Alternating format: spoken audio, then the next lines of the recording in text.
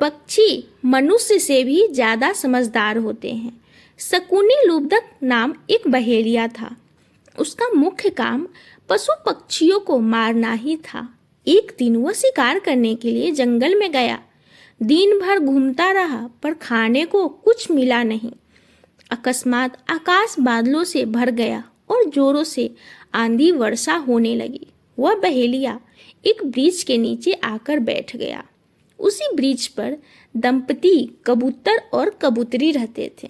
चोगा चुनने के लिए दोनों बाहर गए थे। बरसात के कारण कबूतरी जल्दी आ गई। पंख गीले होने से वो ठिठुरकर नीचे गिर पड़ी। बहेलिया ने उसको पकड़कर अपने पिंजरे में बंद कर लिया। जब कबूतर घर पर आया तो कबूतरी को वहां न देखकर बिलाप करने लगा। उसके बिलाप सुनकर कबूतरी बोली कि हे प्राणनाथ, आप मेरे लिए इतना बिलाप क्यों करते हैं? आप अपने कर्तव्य का पालन कीजिए। हमारे स्थान पर आए हुए अतिथि की आप रक्षा कीजिए। अतिथि का सत्कार करना गृहस्थ का खास कर्तव्य है। इसका किसी तरह जाड़ा छूटे, भूख मिटे, ऐसा आपको प्रबंध करना चाहिए। मैं तो पिंजरे में पड़ी हूँ। अपनी स्त्री का बात सुनकर कबूतर ने अपनी चोंच से सूखे पत्ते एवं छोटी छोटी सूखी लकड़ियाँ इकट्ठा की। फिर किसी घर से जलती हुई लकड़ी लाकर अग्नि कर दी।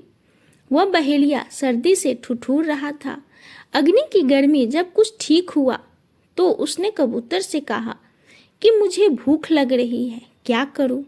कबूतर बोला कि आप चिंता न करें, आप मेरे अतिथि हो, अतः मैं आपकी भूख मिटाने का प्रबंध करूंगा। कबूतर ने थोड़ी विचार किया, परंतु उसे अपने आप को अग्नि में गिरने के अलावा कोई दूसरा उपाय सूझा नहीं। अग्नि की 3 परिक्रमा करके उसमें कूद पड़ा। बहेलिया उसको अग्नि में जलते हुए देखकर बहेलिया के मन में विचार आया कि इस कबूतर ने मुझे कितना आराम दिया है। भोजन के लिए तो इसने अपने आप को ही दे दिया। हाय हाय, मैं कितना क्रूर हूँ, निर्दयी पापी हूँ। यह पक्षी होकर भी इतना आदर करता है और मैं मनुष्य होकर भी ऐसा क्रूर काम करता हूँ। आज से मैं कभी ऐसा पाप कर्म नहीं करूँगा। ऐसा निश्चय करके उसने पिंजरे से कबूतरी को छोड़ दिया। अपने पतिदेव के अभाव में वह कबूतरी विलाप करने लगी कि पतिदेव के बिना मैं रह कर क्या करूँगी। ऐसा विलाप करते हुए वह अग्नि में कूद पड़ी।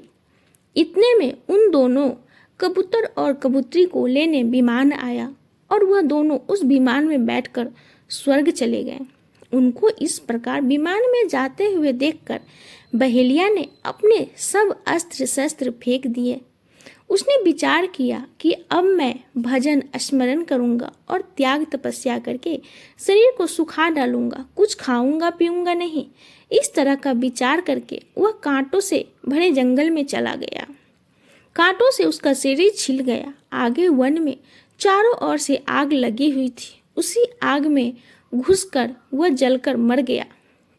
अंत समय में भजन स्मरण से उसकी सद्गति हो गई। ये कहानी अच्छी लगी तो प्लीज़ मेरे चैनल को लाइक और सब्सक्राइब